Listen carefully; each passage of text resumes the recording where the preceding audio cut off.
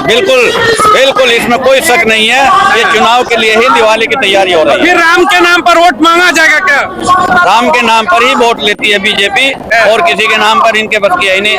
आप बेरोजगारी की बात नहीं करते, आप महंगाई की बात नहीं करते, आप किसी के घर बसाने की बात नहीं करते। आप जहाँ भी लाते हैं वो ऐसे जिनके परिवार नहीं है, हर उस नेता को आगे बढ़ाते जिसका परिवार नहीं है। तो जो लोग जिनके पास परिवार नहीं है वो किसके बारे में सोचेगा? वो तो खाली अपने बारे में सोचेगा। देखिए, राम के नाम पर पूरे देश में अगर लहर होती तो आप यहाँ पर जंतर मंतर पर खड़े नहीं होते। आप यहाँ जो लाखों की संख्या में लोगों को यहाँ जो देख रहे हैं, तो इसका मतलब राम की लहर नहीं है, ईवीएम की लहर है। जो आप बार बार वहाँ जीत रहे हैं वो ईवीएम की लहर है, राम की लहर नहीं है। मोदी की गारंटी नहीं है, ईवीएम की गारंटी है। ईवीएम की गारंटी है, मोदी की कोई गारंटी नहीं है। अगर मोदी ने एक भी वादा किया हो और उसको पूरा किया हो तो बता दीजिए। नमस्कार दोस्तों, इस वक्त आप देख रहे हैं पॉलिटिक्स तक। सबसे बड़ा सवाल लोकसभा चुनाव से पहले, क्या ईवीएम हैक हो सकता है या नहीं, या ईवीएम को बैन करना चाहिए या नहीं? कमेंट में जरूर बताइएगा हाँ ना में, और इस वीडियो को लाइक, चैनल को सब्सक्राइब करके रख लीजिएगा। देखिए पूरे सवाल है, देश में संविधान आप चाहते कि संविधान का ही लागू हो 100% या राम राज्य, क्या चाहते हैं आप? संविधान, राम राज्य नहीं, राम राज नहीं, संविधान। संविधान चाहिए आपको? संविधान चाहिए, देश संविधान से चलेगा। ये और समर्थन में लोग कहते हैं कि राम राज्य से हम खुश हैं। कहाँ कहते हैं? कौन कह रहा है? केवल बीजेपी वाले कहते हैं। कौन कह रहा है? जो आरएसएस से जुड़ा हुआ है, जो बीजेपी का कार्य करता है, खाली उसको छोड़कर कोई और बता दीजिए। सबको संविधान चाहिए, सबको संविधान चाहिए, पूरे देश को संविधान चाहिए, हर किसी को संविधान की जरूरत है। संविधान ही रहेगा तो सब कुछ बचेगा। सब कुछ बचेगा, संविधान नहीं है तो कुछ नहीं है। वर्तमान की सरकार में संविधान बेहतर है? बिल्कुल बेहतर नहीं है। क्यों लग रहा है कि सुरक्षित नहीं है? कब्जा किया जा रहा संविधान के ऊपर, आजादी के ऊपर कब्जा किया जा रहा है।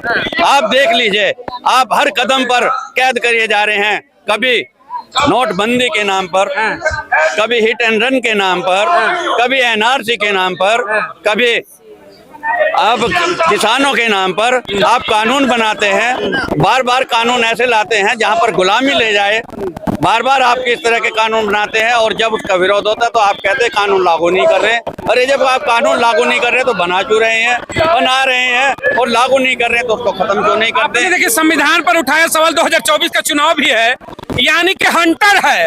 हंटर से जो चाहेंगे करेंगे। कृषि कानून लाएंगे तो कहेंगे किसानों को समझ में नहीं आया, फिर से हिट एंड रन लाएंगे तो ड्राइवरों को समझ में नहीं आया, राम मंदिर और राम राज्य की बात होगी तो बहुतों को समझ में नहीं आ रहा है। तो सवाल यही उठता कि जो लाते हो समझ में नहीं आता तो लाते क्यों? जी हाँ, यही तो हमारा कहना है। जो आप कानून बनाकर ला रहे हैं और लोगों की समझ में नहीं आ रहा है, तो आप उस कानून को लाते ही क्यों हो? और लाते हो तो उसको लागू कीजिए ना, फिर लागू कीजिए।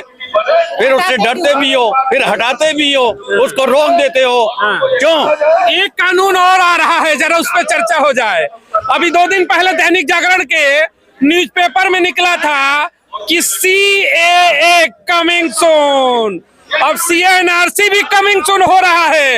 हो सके तो फरवरी में आ जाए। ये समझ में आ जाएगा कि ये भी समझ में नहीं आएगा? ये नहीं, ये समझ में नहीं आएगा। क्यों आएगा? किस लिए आएगा?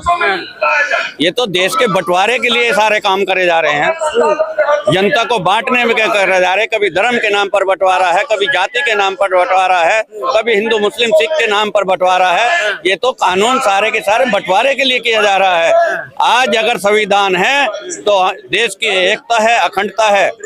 अगर संविधान नहीं है तो देश एक नहीं होगा। यानी CNRC का अगर कानून आता है तो फिर से समर्थन तो किसी हद पर नहीं, फिर से उसका विरोध होगा। बेशक उसका विरोध होगा। अच्छा, चुनाव से पहले अगर इस तरीके की चर्चा होती CNRC को लेकर तो क्या लग रहा है कि क्या राजनीति है या क्या है? बिल्कुल राजनीति है। बार बार एक समाज को डरा देना है। यानी कि जिसको हम कह रहे हैं कि ये 85% है, उन 85% को 15% से डराकर उसकी वोट हासिल करने का रास्ता बनाते हैं। यानी जो 80-20 का नारा दिया जाता था यूपी से, ये CA आ गया तो 24 में बड़ा खेल हो जाएगा। जी हाँ, ये उसी की तैयारी है। जो फरवरी की आप बात कर रहे हैं एनआरसी की, ये उसी की बिल्कुल तैयारी है। 2024 में जो इलेक्शन आ रहे हैं उसी के लिए आप हिंदू मुस्लिम की बात करके उसको वोटों को जीतना चाहते हैं, लेना चाहते हैं, सरकार बनाना चाहते हैं। यानी ध्रुवीकरण का जो सीन है कहीं ना कहीं उसकी पिच तैयार है। बिल्कुल उसकी पिच तैयार करी जा रही है। अच्छा, दो चीजें देखिए इस समय बड़ा घटित हो रही है, तीन चीजें मैं कहूंगा। एक, कहीं ना कहीं ईवीएम को लेकर प्रदर्शन है पूरे देश में, जैसे आप सभी आए ईवीएम को लेकर के। दूसरा, राम मंदिर का तिथि आ गया 22 जनवरी, देश में कह रहे हैं दिवाली मनेगा। और तीसरा, इसी में चर्चा धीरे से शुरू हो गई कि सीए और एनआरसी आएगा। यानी सारे घटनाक्रम कहीं ना कहीं 24 के लिए फील्ड तैयार है क्या? बिल्कुल 24 के फील्ड तैयार करी जा रही है। और दिवाली का अभी हमारे एक साथी कह रहे थे कि दिवाली का जो मकसद है वो तो एक पूजा। हाँ बिल्कुल, ना कि दिवाली का मकसद ये है कि राम आ गए।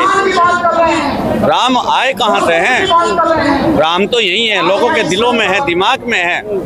तो फिर राम आए कहाँ से? राम तो यही है। फिर उनके लिए दिवाली का क्या? वो हर किसी को मौका देते दिवाली मनाने का, उनके लिए दिवाली कौन मनाएगा? भाई हर किसी को तो राम ये मौका तो दिवाली मन रही है, कहीं चुनाव के लिए दिवाली मन रही है क्या? ये बिल्कुल इसमें कोई शक नहीं है, ये चुनाव के लिए ही दिवाली की तैयारी हो रही है। फिर राम के नाम पर वोट मांगा जाएगा क्या? राम के नाम पर ही वोट लेती है बीजेपी, और किसी के नाम पर इनके बस की है ही नहीं। आप बेरोजगारी की बात नहीं करते, आप महंगाई की बात नहीं करते, आप किसी के घर बसाने की बात नहीं करते। आप जहाँ भी लाते हैं वो ऐसे जिनके परिवार नहीं है, हर उस नेता को आगे बढ़ाते जिसका परिवार नहीं है। तो जो लोग जिनके पास परिवार नहीं है वो किसके बारे में सोचेगा? वो तो खाली अपने बारे में सोचेगा। अच्छा देखिए, आपके साथ महिला एक चीज है, महंगाई को लेकर के इन्होंने जिस तरीके से चर्चा की, क्या 24 चुनाव में मुद्दा महंगाई होगा, बेरोजगारी होगा, या राम मंदिर और सीए एनआरसी पर फिर चुनाव जीतेगी बीजेपी? बताओ, मुझे ये बताओ, मुद्दे तो सभी होंगे, लेकिन ये बताओ कि राम मंदिर से क्या लेना देना है? मैं तो कहती हूँ न मस्जिद न मंदिर, कुछ भी तुम रोज रोज मंदिर और मस्जिद करते रहोगे और जीतने की तैयारी करते रहोगे। तुम ईवीएम हटा दो, तुम्हारे मंदिर मस्जिद सब देखे जाएंगे। आप करिए राम मंदिर से क्या होगा? कम से कम सैकड़ों टन लड्डू बन के आ रहा है, कह रहे पूरे देश में बांटेंगे।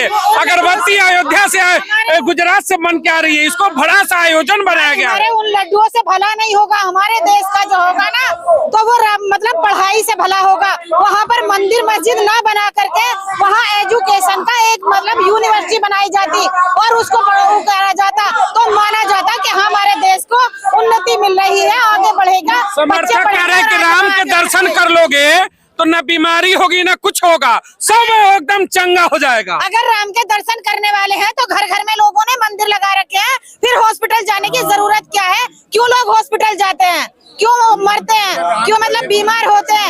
ये तो गलत बात है। एक मैडम देखिए, सवाल है, आप ईवीएम के लिए लाख चिल्लाइए, सरकारें तो कहती हैं और उनके समर्थन में जो लोग हैं कहते हैं जो राम को लाए हैं हम उनको लाएंगे, इससे कैसे निपटेंगे आप लोग? कोई नहीं कहता सर, मैं ये कह रही हूँ यहाँ पे जितने लोग बैठे हुए हैं, अगर कोई भी कहता हो, आरएसएस वाले कहेंगे, बीजेपी वाले कहेंगे, बाकी और दूसरे लोग बिल्कुल भी नहीं कहेंगे कि राम को लाने वाले इस भारत में आएंगे। राम के नाम पर खुल के लड़ाई है, कैसे जीतेंगे? आप बताइए जरा, राम को क्या एक सिर्फ जो अयोध्या के मंदिर तक ही सीमित रखना चाहते हैं क्या? राम तो जो है कण कण में है, सब जगह है, घर में भी है, हर मंदिर में है, और जो मानता है उसके लिए राम है, जो नहीं मानता उसके लिए राम नहीं है।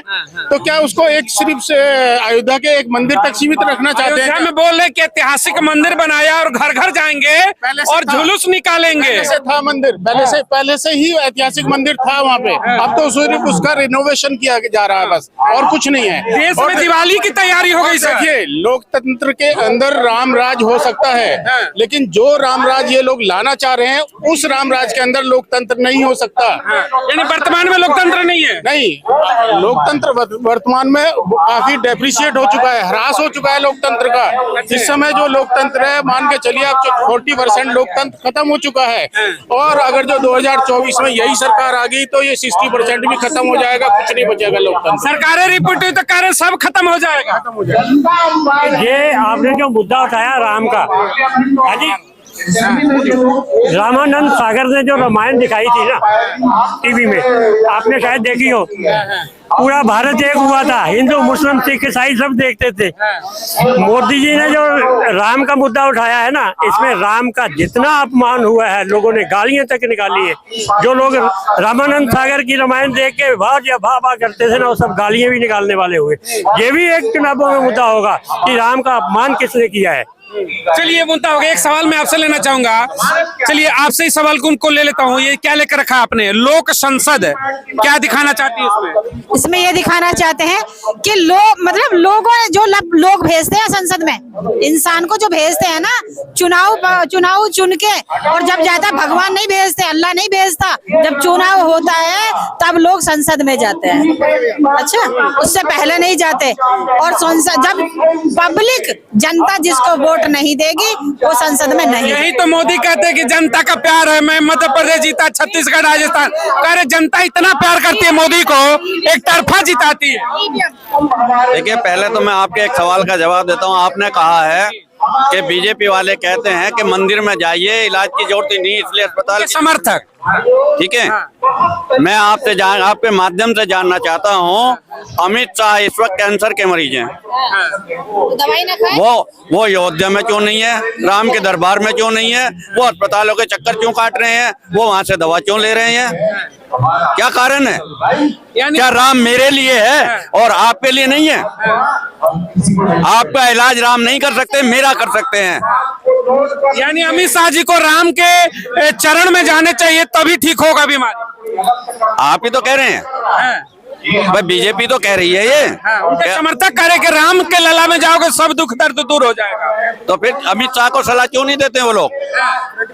वो उनको सलाह दीजिए। देखिए, एक सवाल है सर, इंडिया गठबंधन जिस तरीके से 30 दल बने हैं और दूसरी तरफ एनडीए मोदी के नेतृत्व में भी 30 दल है, क्या वाकई लग रहा है कि इंडिया गठबंधन जो है सक्षम हो पाएगा? जो राम के नाम पर इस समय प्रचंड लहर बनी हुई है पूरे देश में, और राम के नाम को लेकर बीजेपी दरवाजे पर जाएगी, चुनाव में से रोक पाएगी बीजेपी को? देखिए, राम के नाम पर पूरे देश में अगर लहर होती तो आप यहाँ पर जंतर मंतर पर खड़े नहीं होते। आप यहाँ जो लाखों की संख्या में लोगों को यहाँ जो देख रहे हैं, तो इसका मतलब राम की लहर नहीं है, ईवीएम की लहर है। जो आप बार बार वहाँ जीत रहे हैं वो ईवीएम की लहर है, राम की लहर नहीं है। मोदी की गारंटी नहीं है, ईवीएम की गारंटी है। ईवीएम की गारंटी है, मोदी की कोई गारंटी नहीं है। अगर मोदी ने एक भी वादा किया हो और उसको पूरा किया हो तो बता दीजिए। चलिए, बहुत बहुत धन्यवाद। देखिए, तमाम वो चेहरे थे आज जंतर मंतर पर ईवीएम को लेकर के, जिस तरीके से सुबह से लगातार बड़ा प्रदर्शन है। एक बड़ा सवाल उठता है लोकतंत्र के अंदर के विपक्ष जिसे सड़कों पर होना चाहिए ईवीएम को लेकर के, वो अपने कहीं ना कहीं महलों में बैठा है और आम जनता ईवीएम को लेकर के प्रदर्शन कर रही है। तो बड़ा सवाल है 2024 चुनाव से पहले। आप भी कमेंट सेक्शन में जरूर बताइएगा 24 में किसकी सरकार। चैनल को लाइक सब्सक्राइब जरूर करें ताकि तमाम ऐसे मुद्दे आप तक लगातार पहुंचते रहे। बहुत बहुत धन्यवाद। जय हिंद, जय भारत।